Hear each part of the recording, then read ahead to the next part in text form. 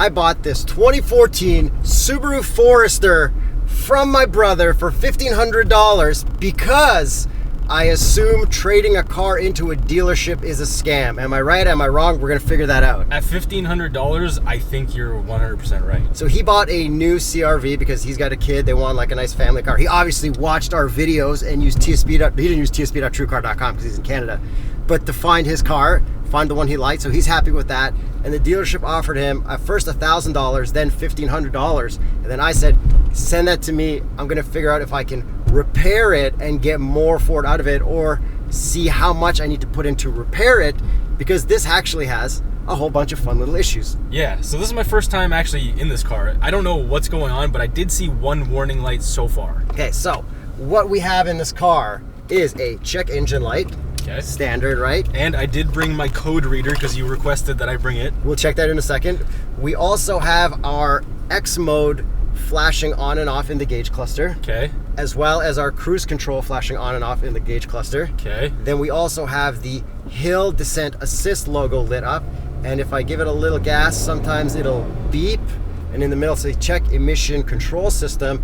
And then vehicle dynamic control system needs to be checked. And hill start assist system needs to be checked. Okay, so the $1,500 from a dealer, I could see 100% why they offered that. Yeah, but okay. But But I don't even know. fixed up- I don't know if they check that. I don't know if they just No, they don't check it. They just see the warnings. I don't They're even know like, if they I'm do going to that. have to deal with Maybe this. they're just like, how you have a Subaru Forester with 230,000 kilometers. True. I don't know, $1,500 off the price because they're probably marking stuff up anyways. I don't actually know the value of these. I didn't look at anything before getting in here. Yeah, I looked on TSP.TrueCar.com for American stuff, and it looks like they're around like 8,000 US. Wow. Maybe a little more, a little less, depending on them. I don't actually know what trim this is. A lot of them say PZEV, but I don't think this says that. I don't know if it's like a touring. I'm kind of confused. Because this, well, we don't have leather seats, so it's like a lower trim, right? And this is not the turbo engine. Yeah. And then, okay, also for the repairs, I'm not wrenching myself. This is normal people style. This is, I'm Right. taking it to a mechanic to see if they can fix it. I'm not doing anything myself. Yes. Which is probably what normal people would do, right? I would think so. Yeah. I mean, Yeah. you'd probably try to do some stuff yourself. I would try and fix certain things, like depending on what this code reader says. And then with my mechanical knowledge, I'm like, first thing I should do is check the oil. Yeah. It is way over the limit, so I see the sticker here. I'm not going to put the shop on blast, but you guys overfilled it. Yes. And now you feel this weird vibration? Yeah, there's a hesitation vibration. When it does that, then the check engine light gives you another beep and tells you what to do. I wonder if the all-wheel drive system is somehow, or a sensor on it or something is busted. Okay, and listen to when I start it. It vibrates. Yeah, it has a weird little thing before a pulley starts. Like, Okay, no, it's not doing it because I guess it's already warmed up. Okay. But there's a video of it, and it sounds like it's like ticking. I wonder if the motor mounts are also done. You want to go check them? Just got to open the hood and rev it. You I'll want film, to? Yeah, I'll film it with my phone. Okay, rev it up. Seems fine. I would call that reasonable. Yeah. Notice the foggy headlights. The interior's got a little bit of a funky smell, but that's all stuff I can pay to get detailed. Well, maybe not the outside stuff. I would just leave it, but Yeah, I mean, that adds a lot of value. The presentation of the vehicle, like I feel like I could get a lot of those out with my polisher. But then this also has 2 sets of Continental wheels on it for the summer and for the winter Viking Contact 7s on rims. So that even that alone is pretty much worth like that's probably worth like $1,500 bucks. I was gonna say like $3,000 like total. Yeah, but worth for like a trade. Yeah. On Marketplace. Want windows up or down? Up. Okay, so I'm noticing like a lot of vibration just sitting in park right now. And we're not mechanics, right? No, We're just dudes. I've got a pretty good handle on things in terms of cars and mechanics and things like that, but I'm not an actual mechanic. But I can notice like little imperfections and vibrations and stuff. So if I come to a stop right now, let's see if it does it again. Yeah, like And with there's definitely some kind of clunk or hesitation going on at idle, I think. Oh yeah. Okay, so that could be a wheel bearing. Yeah, and there's some squeaky stuff. So a lot of fun things for our mechanic Ben to fix. Yes. I wonder what the check engine light is. And how are the brakes? So far, so good. Oh, they're pretty spongy. Yeah. Yeah, they're very spongy, actually. But the acceleration, it like picks up quick. Let me floor it. Honestly, feels fine. That's not all that extra oil. Give me a lubricant. Okay, let's pull over, check your code reader. Okay. And then I guess we'll take it to Ben's and find out what's wrong with it. Let us know in the comments below what you think is wrong with it and how much it's going to cost to repair at a mechanic. Okay, read codes. There's the VIN number. So it did detect the vehicle. Okay, so a misfire. That makes sense for all the hesitation. Mm-hmm. And it looks like that's really the only code it's finding. So that could be something simple like spark plugs, spark plug wires, injectors, things like that. Let's see, because sometimes it actually gives you like a what has worked on the internet in this app. It's actually pretty cool.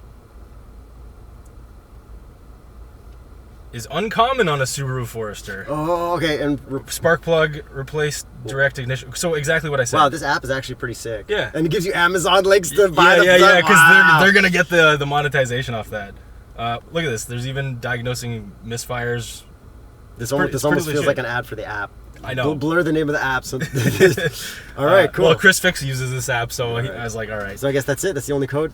Yeah, that's all it's showing. If it shows the code 3 times, does that mean 3 of the cylinders are misfiring? I just don't know why it's showing it 3 times. It's permanent, pending, and confirmed. Heck yeah. So we can also do like live data and all this other fun stuff. I don't think we need to do that. No, we don't. Here is one cool thing though. It's called freeze frame. I'm gonna get that. Because what it does is it actually shows what was happening at everything in the car when the code came up. So the person was driving 65 kilometers per hour at 1300 RPM, and that's when the code came I need up. this for my Fiat Abarth. Yeah, I know. And you calculated engine load was at 45, so somebody was at like half throttle. So it's pretty cool. And the engine was running for 316 seconds when it came on. It's pretty impressive what they can actually show. So anyways, let's go to Ben, I guess. This just does check engine light stuff. I think previously my brother said this showed up the 420 code, which is a clogged catalytic converter. PO420 is a very common Subaru thing from my Subaru days. It's usually an O2 sensor. It reports as catalytic converter, but it's usually the O2 sensor.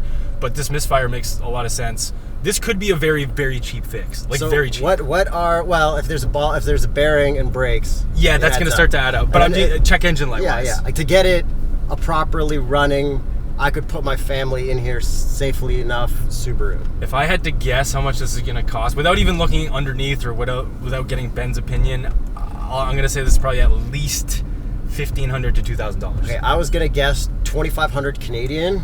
Yeah, that and makes then sense. After, at which point, probably could get $6,000 for it. So by putting $2,500 into a $1,500 car, that gives you like $2,000, right? Profit. Right? Yeah. Potentially. But you also had to pay tax on this, which was pretty minor, because it's only on $1,500. I'm not putting this in my name, bro. I was gonna fix it and make him sell it. I bought it, but I didn't really buy it. And what are the odds that this is going to need a full new engine? It's going to cost $8,000, and it's going to be a $1,500 into the scrapyard plus the labor from the mechanic. No, it's not. That's not going to happen. All right. Even this over the suspension, like over the bumps, the suspension feels fine at these very low speeds, but there's no clunks or anything like that. So I don't think this is going to be very expensive. I really don't. And then we traded for a yellow Subaru Baja. Oh, we're going to do the red paperclip thing? We're trading trade up to a Viper. Okay, yeah. No, or just never. back to a Baja. An STI swapped Baja. If you guys have one of those in the comments, let us know. Offer it to us, and then we will do something with it. All right. We'll see you all in a week. Oh, in a week? What's happening in a week? When the car's done. Oh, okay. Is that all it's going to take, hopefully? It's going to be the same video, hopefully, yeah. They'll see us, and I'll see you in a week, but they'll see us in 10 seconds. Yes. Vehicle dynamics needs to be checked. Yeah, all right. Dropping it off at Dixie Velour Service. Let's see how much it costs. $7.59. Listen to this thing crank. That's it. $20 says she's got no compression on one hole. A cylinder 1. Okay. All right, so somebody's already tried changing a coil. Awesome. Okay, to the floor. All right, let's see. Oh boy. Okay. Jerry is broken. Okay, and then for comparison, we'll do cylinder number 3. That's still kind of low. He put a new coil and then the check engine lights went away, or they didn't go away? They did. They did? They did for a while. Oh. And then he double filled it with oil and sent you on your way. It was double filled, right? It had a little bit too much. It was probably had about 1.5 liters too much. Yeah, there's a little bit more than what happened. Probably the ignition coil failed, fuel washed the cylinder, and it's got almost no compression on cylinder 1. So, Nice. yeah. What does that mean in English? Engine. What does that mean in money? Traded in. All right. I'm just, yeah.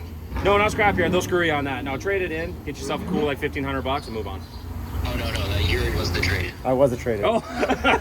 I was like, I'm not gonna let the dealership rip you off. I'll give you the $1,500 and get it fixed. Yeah, you screwed yourself. That Played happens. yourself. Yeah. All right. Well, at least I know. Yeah. All right. All right. Later, Terry. 96% of Subaru Foresters sold in the past 10 years are still on the road. That's more than Toyota RAV4. The all-new Subaru Forester. Love begins with trust.